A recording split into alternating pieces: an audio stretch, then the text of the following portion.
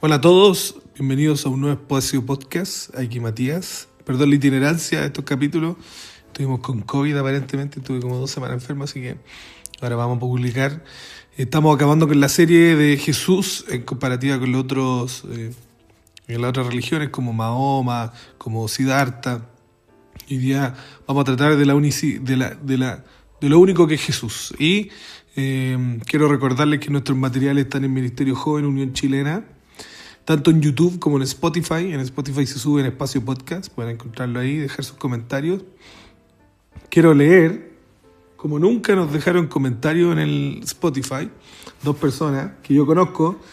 Una es Heber Andrés, ha estado bien comentador este último tiempo. Quería preguntarle si me está escuchando, Heber. Yo vi que había quedado un comentario hace unas semanas, pero no sé si desapareció o no lo logré leer. Voy a leer el de hoy día. Dice: yo los escucho en Spotify desde que apareció aquí. Respecto a la lección, en un I Will Go, recuerdo que nos contaron que comparaban el Corán con la Biblia sobre la homologación de historias más que ir al choque doctrinal. Y creo que el fondo de estas lecciones es mostrar a Dios con amor y su guía. Ahora Mati me dice: ¿cómo hacen para no darse madrazos? Él quiere decir combos. O no odiarse en esas reuniones donde se juntan todos, como dices, ya que me imagino que muchos defienden todo lo que creen. Saludos. Súper interesante lo que pregunta el Heber. Entonces quiero comentar un poco. Voy a hablar sobre el académico y la realidad. Primero, para que se entienda, ¿no? La realidad o el contexto. La realidad. No hay lugar en donde haya diálogo entre las personas que son musulmanas y cristianas para llegar a un acuerdo teológico. No existe eso. Hay 57 países musulmanes o islámicos que se rigen por el islamismo y no les permiten a ellos ser prosélitos. Es más, hay pocos países en donde se permite el cristianismo como forma porque es parte de la historia, como los egipcios. Y en Egipto los cristianos coptos son perseguidos. El año pasado algunos fueron apedrados o se tiraban a pozos y se mataban. Entonces, para ellos el proselitismo es algo ilegal. Les permiten en algunos países de los 57 existir, pero no les permiten compartir su religión. No hay un punto de encuentro. Entonces, el Heber comenta el I Will Go, ¿no? Porque hay misioneros que trabajan en escuelas que ellos son cristianos y hablan de cosas de la Biblia. Todo. Ahora, tienen que entender que ellos no hacen proselitismo. Hay campos como, por ejemplo, en Egipto, en donde los hermanos le enseñan a gente que ni siquiera es de Egipto sobre la Biblia, pero no hay un punto de encuentro entre los musulmanes o no hay un punto de diálogo. No existe el diálogo entre los musulmanes y los cristianos. Ahora, también debo ser justo. Tengo un amigo, por ejemplo, de la Universidad de Austria que trabaja en el departamento de encuentro de religiones y ellos en el punto académico existe algún tipo de diálogo, pero tampoco es un diálogo, tampoco es proselitismo, ¿no?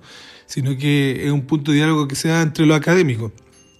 En mi caso, también que estoy en el campo académico, hay un instituto en Israel que reúne las religiones y también conversan, ¿no?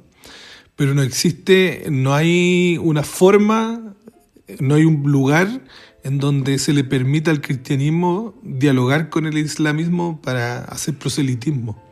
Entonces, él me pregunta, ¿cómo no hacer para ir al choque? No existe eso. Los cristianos que viven en países musulmanes, como lo comentaba en la lección pasada, no pueden hacer eso, no pueden hacer un diálogo, no pueden hablar de Jesús, no existe eso. Los misioneros que están en países musulmanes ocupan otros recursos, como la literatura, o como las escuelas cristianas, o las escuelas que son de raíz cristiana, para compartir principios. También no se habla mucho de Jesús o de la historia de Jesús, sino que de los principios cristianos. Y los que lo hacen, que no son todos, lo hacen de una forma oculta. Siempre tienen que haber estaciones de radio ocultas. Por ejemplo, tenemos el caso del pastor que trabaja en el campo, no puedo decirlo, pero en un campo aquí árabe, y él ocupaba la radio. Y el pastor, que ya no está acá, o que ya no está trabajando en el campo, él compartía de Jesús, una radio que era de afuera de la ciudad árabe, que llegaba la señal a la ciudad árabe, y al final él decía que habían varios cristianos que se convertían con eso, o que se convirtieran al adventismo por eso, a pesar de que esta ciudad tenía una tradición árabe muy antigua, muy cristiana árabe muy antigua. Estas personas no mostraban finalmente que eran cristianos o que se convirtieran al cristianismo, porque es prohibido. Entonces, reitero, no existe esta forma de diálogo, no hay una forma de diálogo con los países musulmanes o con las mismas. Lo que yo dije en la lección pasada, que es muy diferente, que sí en los países cristianos los musulmanes tienen un punto de encuentro, de diálogo con los países cristianos, pero no de la forma opuesta.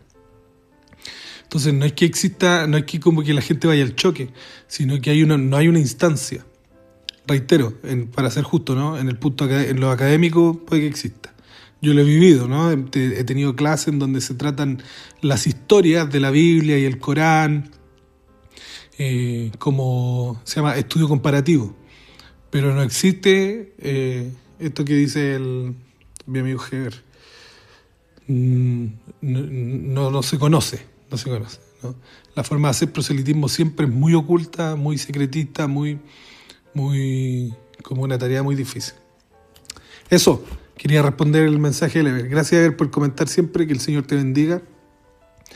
También Kateri Jiménez, la Katy, nos deja saludos.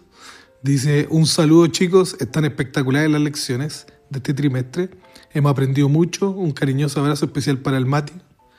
Que Dios te cuide y te proteja en donde estás, Katy y Seba. Saludos para la Katy y el Seba, que son mis amigos de Melipilla, que el Señor los bendiga en su ministerio, en donde están. Saludos a la Costita y a todos por allá. Gracias por sus comentarios. Me gustó mucho lo que hizo Heber, ¿no? Dar un comentario y poder compartir o vamos a decir, dialogar según la lección. Así que si a ustedes les gusta este contenido, recuerden que siempre lo posteamos en Spotify, en Espacio Podcast, y en YouTube, en donde pueden comentar en las dos plataformas y nosotros podemos dialogar así con ustedes. Entonces voy a comenzar, voy a hacer una oración para poder leer la Biblia y para partir con el comentario esta semana. Querido Dios y Padre Celestial, acompáñame a poder comentar esta lección, a abrir tu palabra de forma solemne y poder a llegar a los jóvenes que necesitan para sus lecciones material y poder estudiar tu palabra, Señor, cada sábado con nuestros amigos y con los que no conocen de ti. Bendícenos, te lo pedimos en el lindo nombre de Jesucristo. Amén.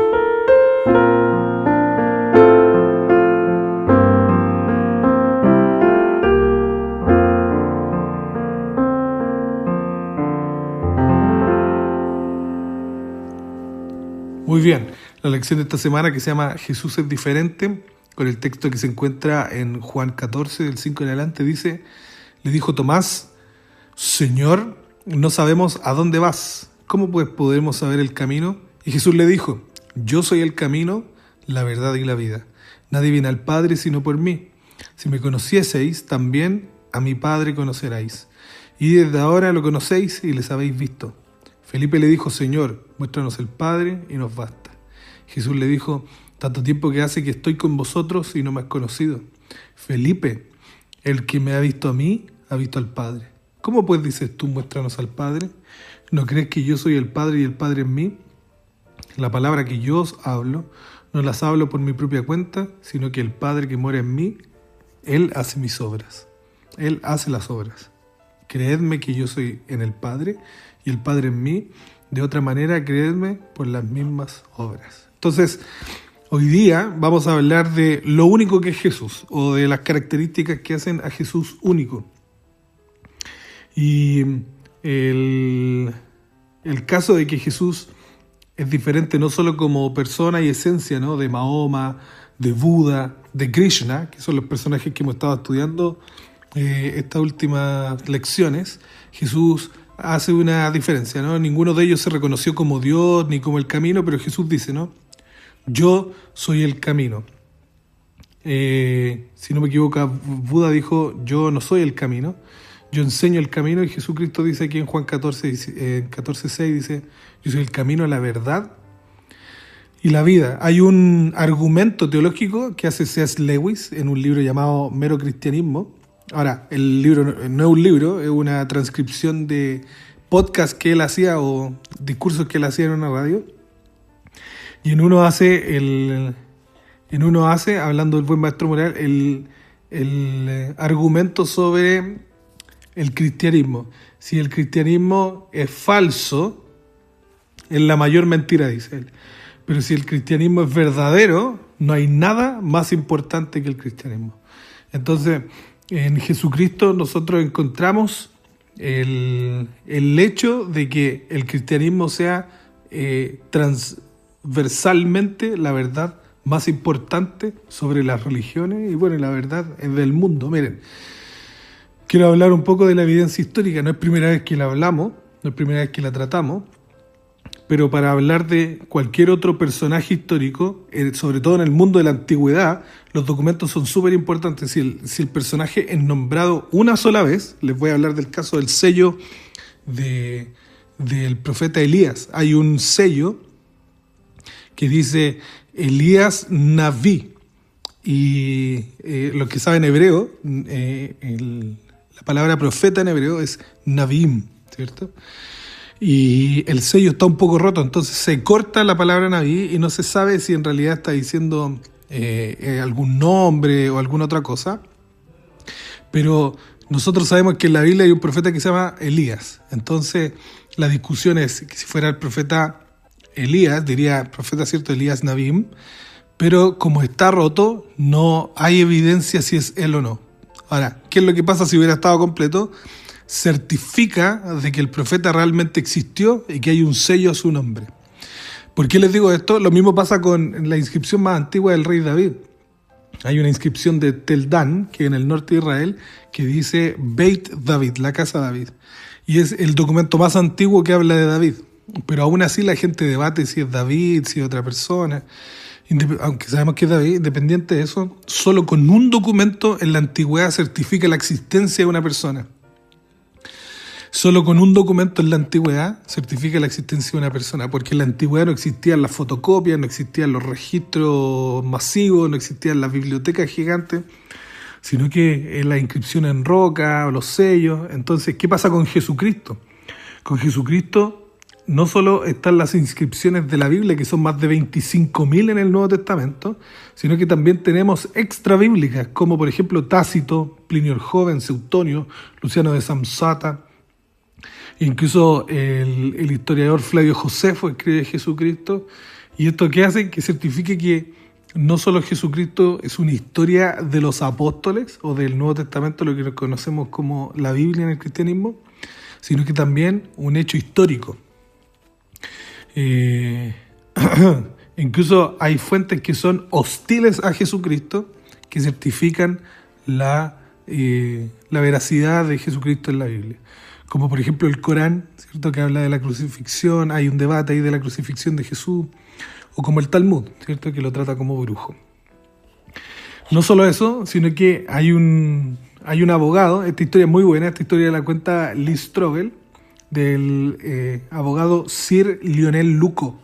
Sir Lionel Luco era el mejor abogado de Gran Bretaña. Él había ganado más de 250 casos. O sea, el tipo era el abogado más exitoso de la historia.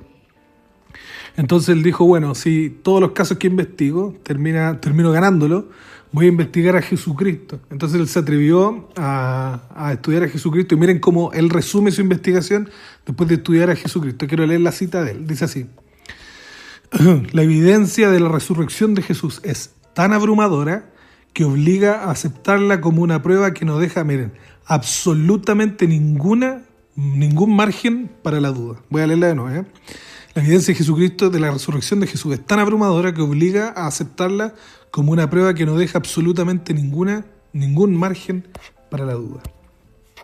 Entonces, esa es la evidencia de la fuente histórica de Jesucristo. También quiero hablar un poco de la evidencia de la profecía. Es interesante encontrar textos de la Biblia que hagan referencia a la vida de Jesús. Sabemos que el Nuevo Testamento es una referencia al Antiguo Testamento, ¿no? Pero es interesante cómo el registro histórico de los evangelios finalmente resuelven profecías o incógnitas que habían en el Antiguo Testamento. Como por ejemplo, cuando se habla del Mesías en Miqueas 5:2 y dice que van a ser en una ciudad en específico, la ciudad de Belén.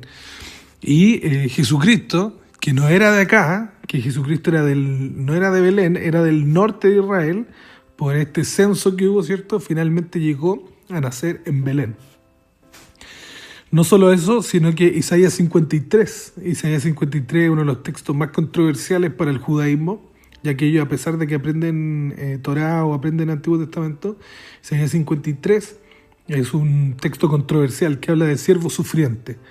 Que es interesante cómo habla de que este siervo va a llevar la carga de los pecados, que va en contra de la teología judaica, ¿no? Que los judíos creen que la misma persona carga con los pecados y es la misma persona que tiene que vivir justa para eliminar sus pecados. Pero no solo eso, sino que hay una propuesta teológica, ¿cierto? Isaías 53, que dice que es Israel.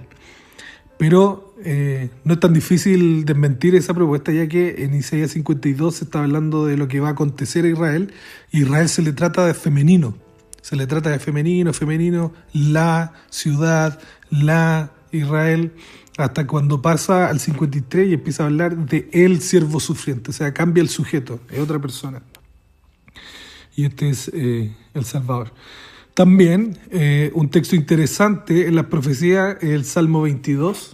Quiero leerlo, el Salmo 22. Estaba comentándolo antes de entrar al podcast. Que me gusta porque es muy raro, ¿no? Jesucristo lo cita estando en la cruz.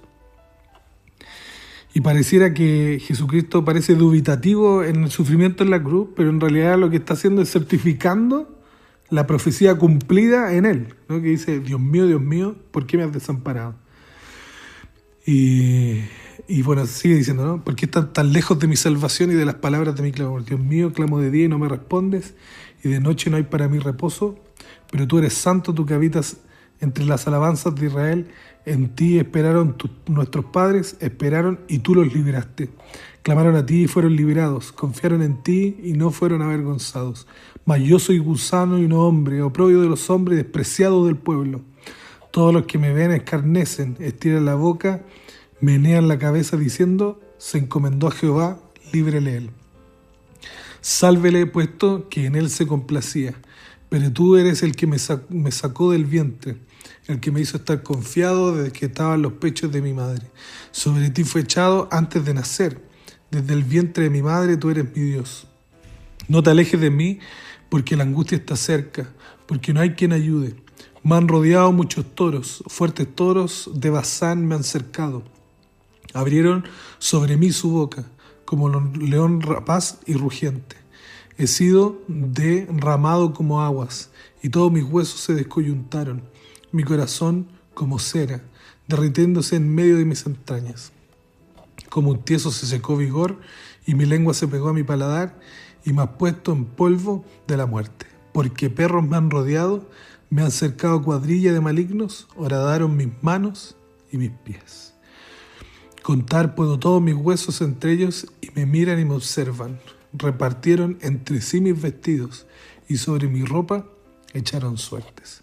Mas tú, Jehová, no te alejes, fortaleza mía, apresúrate a socorrerme. Muy bonito el Salmo, muy poético, profundo, pero interesante que Jesucristo lo cita en el momento de su muerte, cuando justo se está cumpliendo todo lo que el Salmo está diciendo, ¿no? Entonces hay una peculiaridad en Jesucristo, que no solo es un registro histórico importante, como lo hablábamos en el primer punto, sino que es un registro de incógnita que se cumple en él, que es muy críptico. Cuando la gente leía el Salmo 22, a pesar de que el Salmo se cantaba, ¿cierto? Era muy bonito, ¿qué más iba a simbolizar? Sino que hasta que cuando Jesucristo llegó, no había ninguna otra cosa que cumpliera todas las expectativas que aparecían en el Salmo. No así con Jesucristo. Y bueno, finalizo con esto, en las profecías del cumplimiento, la gran profecía de Daniel, ¿no? Porque Daniel, a pesar de que son varias profecías en una, es como una gran profecía, partiendo con Daniel 2, pero cuando habla de Daniel 9, del Mesías príncipe, que va a ser asesinado, y le llama así, ¿no? Le llama Mesías Nagib, ocupa el término que los mismos judíos ocupan para el Mesías. Pero finalmente dice, entre el verso, bueno, dice 25, pero dice entre el verso 24 y 27 del capítulo 9 que va a ser asesinado. Bueno, estos dos puntos, y con este termino, que no solo Jesucristo está basado en el texto histórico más importante de la historia, que sin ningún precedente hay alguno que lo supere, y segundo, que todo elemento profético de este documento apunte finalmente a Jesucristo, sino que todo elemento importante, significativo de este texto apunta a Jesús. Por ejemplo, pondré enemistad entre ti y la mujer, entre tu simiente y la simiente suya, le habla la serpiente. Este te herirá en la cabeza y tú le herirás en el calcañar. Entonces, desde este mensaje críptico que se encuentra en el Génesis, que prácticamente casi lo único incomprensible en lo que aparece en la historia, a pesar de que la historia es un tanto extraña, empieza a hablar de un simbolismo mesiánico que todos aceptan como mesiánico. No solo eso, sino que en Génesis 22 aparece otra historia extraña, en donde Dios le pide a Abraham sacrificar a su hijo, y que es súper extraño, ¿no? Porque ellos practicaban sacrificio, pero no humano, y Abraham no lo cuestiona, pero finalmente hay un carnero que sustituye al hijo. No solo eso, sino que en la visión de Jacob, ¿quién era esta escalera representada? No solo eso, sino que se acuerdan en la historia en Números 21, cuando están todos muriendo, y Dios le dice, mira, los voy a sanar. Podría haberlos sanado con una pócima, ¿no? Podría haberlos sanado con un milagro repentino. Pero ¿qué le hace hacer Moisés? Le hace hacer una vara con una serpiente, que todo aquel que le mirara iba a ser perdonado y sus heridas iban a ser sanadas. No solo eso, sino que el sistema sacrificial, ya que es el gran problema del mundo evangélico, el no entender el sistema sacrificial finalmente, que se hace un santuario no para que las personas puedan ser salvas por su propia obra, sino para entender el progreso de la salvación mediante el sacrificio del Cordero. Bueno, con esto voy a ir finalizando, pero el hecho de que muchos críticos entiendan o consideren que la crucifixión de Jesucristo bajo Poncio Pilato es uno de los hechos más atestiguados del mundo antiguo, o más de los más importantes, y que no solo lo mencionan los evangelios, sino que fuentes romanas y judías, y que son hostiles a Jesucristo, demuestra que confirma que Jesucristo fue ejecutado, fue crucificado, pero no solo eso, sino que Jesucristo resucitó. Entonces, esto hace que Jesucristo no solo sea un personaje único en la historia, sino que sea el más único de todos. Muy bien, estamos finalizando aquí. Agradecemos mucho su audiencia. Les recuerdo que nuestros materiales están tanto en Spotify, Espacio Podcast, como en YouTube, el Ministerio Joven Unión Chilena. Pueden ir, seguirlo si les gusta el material, si les ha parecido bueno. Pueden seguirnos, pueden comentar, dejar sus comentarios, sus saludos, y nosotros los leemos en la próxima lección. Y recuerden estudiar su folleto todos los días, llegar con buen ánimo, con comidita para su maestro y pasarlo bien el sábado mañana. Que el Señor les bendiga y nos escuchamos en un nuevo Espacio Podcast.